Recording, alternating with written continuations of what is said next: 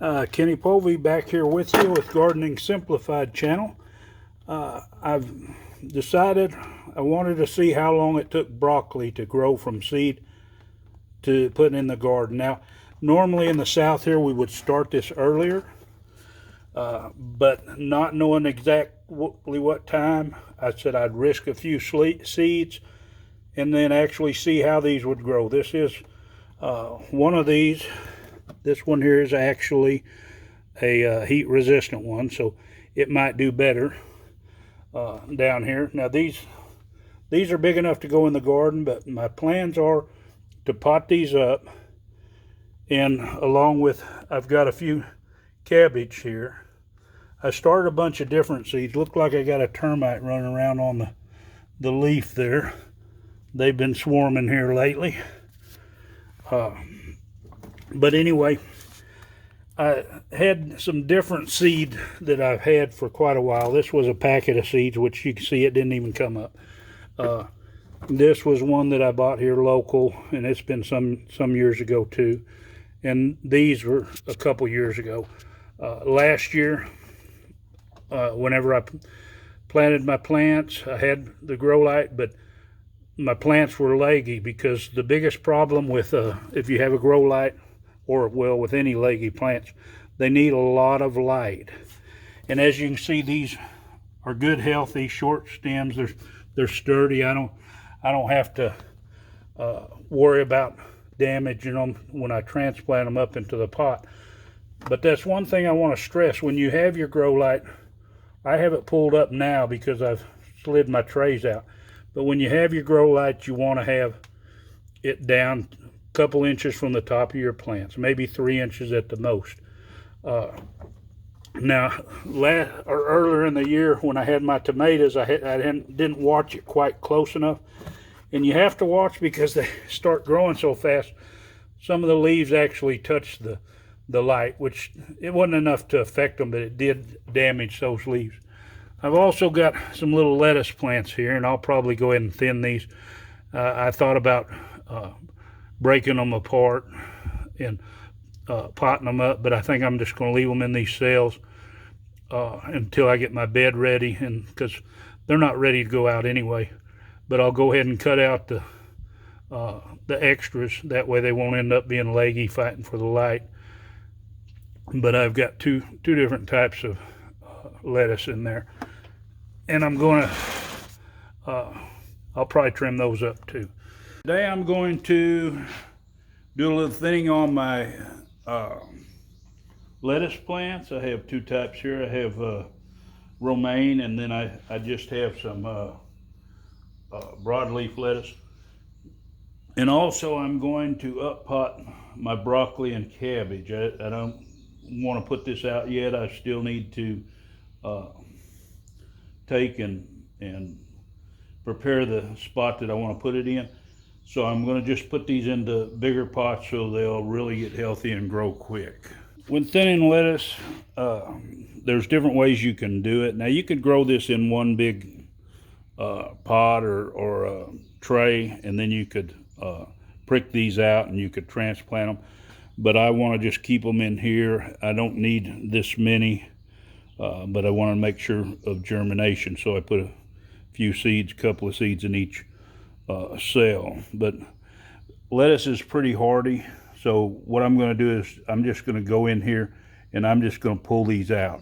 Now you can cut them off. A lot of people say they worry about disturbing the roots, but you don't have any problem about that when they're this small. So I'm just going to go continue, take all these extra ones out, and then this way they'll be able to grow and really get after it. They'll thrive better as long as it's just one plant. They won't get as leggy because they're not going to be fighting each other for the light. I also want to explain, while I'm thinning these, now some plants are taller than the others, and you don't necessarily, you say, well, this is the biggest, this is the tallest. You don't necessarily want to leave that when you're thinning, because that's already starting to get leggy. If you have other plants that are shorter, but they have good full leaves, close to the same stage, pull those leggy ones out. That way you're less likely to have as big a problem in the end. Now we have all these others here. Now if you want, you can actually use these in a salad, or you can actually, these have nice roots on them. You can see it's got a nice fibrous root. You can actually, and they're pretty hardy. You could take and you could pot these to another pot. I don't need any more lettuce. This is going to be way more than I'm going to need at this time. So I won't be potting any of these up. They'll go straight to the compost because this isn't enough salad for me. All right, let's get started. Now, before I do get started, though, I want to show you. I have a couple of plants here, and they're not doing real well. But these were some that were thinned out about a few days, maybe a week ago. And when they pull them out, which they have good roots, these could have all been put into another cell or a pot, and they would have taken off. These here, there's just a little soil that was in these cells, and it was moist enough that the roots could grow. But let's get started. What we're going to do is we take some pre-moistened mixture here. Now what I use is I use a good grade peat moss, compost, and perlite, and then I dose this with an organic fertilizer. Now I get this at Walmart. You possibly can get it somewhere else, like it's just a mild fertilizer, I think 354 or something like that. But anyway, put some of your mix in your pot. Just kind of tap it down a little bit, and then make a hole and push it out of the way. What we're going to do is, and we'll just come in here and we'll take these out. These are kind of wet. Normally, whenever I want to transplant, I like to transplant when they're a little drier. It makes them real easy to come out of the pots. But I just watered these yesterday or the day before because they were getting dry, and I didn't know when I was going to get to it. But put this plant in there and go ahead and push it down. And then what you want to do is you're going to bury this up to just below those first leaves. Now some people bury them deeper. We're going to leave it at just below the first set of leaves. And so that's all it is to it. And like I say, whatever means you have that makes it easy to take these out of your cells. You can see that they're going to have roots anyway. But they're rooted good. They could still go in those cells longer. I actually have some leftovers from some others in there too. But we're just going to push these down in here, and then we're going to put the extra soil around them. And then what we'll do is we'll water these up. Make sure you press it down so you kind of get you won't have big air pockets around the roots. But I'll go ahead and do the rest of these, and then they'll be ready to go back under the grow light. I could put these outside, but it's actually, with overcast days and everything else, the growth is actually hardier when I put them under the grow light. And two, while I've got this, now these are cabbage, so they're different, but these are broccoli, and they're two different kinds. Now this is one that I got from a local feed store that it doesn't really have the name, just broccoli. Now this one here is one that I had purchased from Johnny Seeds, and right off I can't remember the name, but you can see how much hardier this one is than this one, being they were both planted at the same time. So they kind of germinated real close to to the same, but this one is just really taking off more than the other one. So a lot of times when you plant and we'll see what the end result is as far as how big of heads these are, because this is more or less an experiment for me, and this is the time to do experimentation.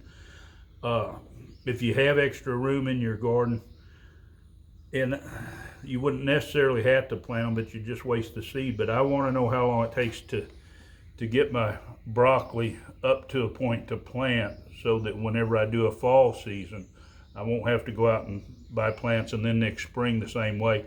I'll know when to start my seed, because when you start your seed, make you a garden log book, or just write it on a calendar and save your calendar. But that way you'll know how long it takes you from the time you put the seeds in till the time you've got a viable plant, so you're not planting too early or you're not planting too late. I got a lot of healthy broccoli now. I'm going to take this out and I'm going to water it in, and the way I'm going to do this is I'm going to take and water it and let it drain. Now this particular container that I have here, it actually has drain holes in it, and then it'll fit into one of my 10 by 20 flats. And what I'll do is, and I noticed whenever I was transplanting this that when I watered this the last time, it really had too much water. The roots were actually wet. And there's another thing I wanted to draw attention to. These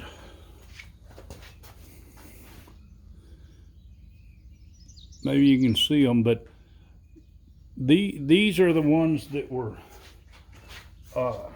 pulled up or weren't pulled up. Whenever I thin these, instead of pulling them up, I just clipped them off with the scissors.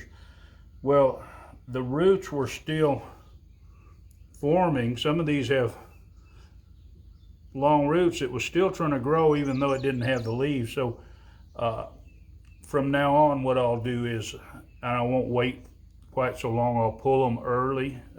As soon as all of them come up, I'll start pulling the ones that I don't want, which it helps from it being leggy, but there's no sense in these plants that you're trying to thin out drawing any energy from the soil. I mean, eventually they'll die, yes, it'll be back, but you want your plant that you're going to keep to have all that energy.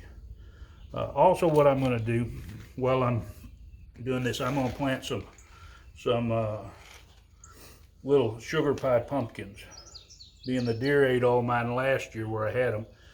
But I'm going to plant them in pots because I don't have the new area of the garden fenced up yet. And just a little note on seeds. Now, if you ever paid attention, and it's always pay attention, it's just like seeing this with these thinning these starts out using scissors, and it creating a problem as far as still using energy. When you plant one of these seeds, there's a pointed end. Now, if you put that in and you push that pointed end down, it roots from that pointed end. So that means, and it's probably not no big amount that it's going to change, but what that does is it means that it's going to put its leaves up faster. It doesn't have to redirect itself and come up. But that's just something, if you pay attention, and some people germinate seeds, you know, on a paper towel and stuff, and they would notice that. But anyway, if you want them to come up sooner, they'll still come up, but they'll come up just a little bit quicker with that pointed end down. So the roots are actually going the way they need to go, and the leaves are going the way they need to go.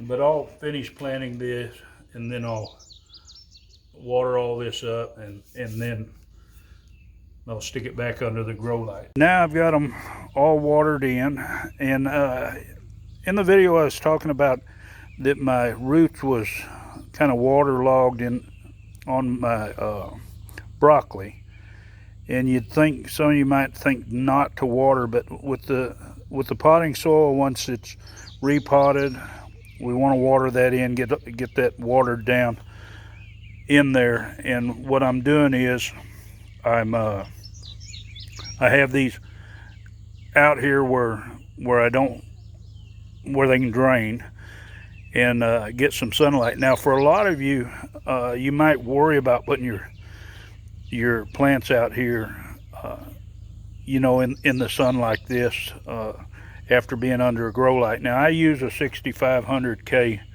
bulb in mine, so it's actually a bloom light bulb, but it's a whole lot brighter bulb. And what that does is it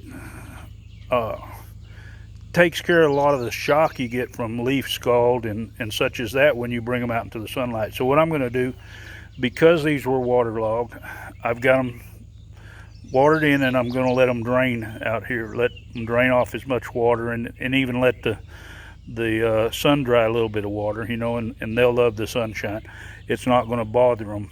But if you use a regular grow light, don't leave them out for very long. Even though I use the brighter one, being these have just been transplanted, I'm going to probably maybe a couple hours. It's still early morning, about 8:30, so I'll give them a couple hours, and then that should set them to where they're drying off good. Also, I'll show the progress of the winter squash that I potted up.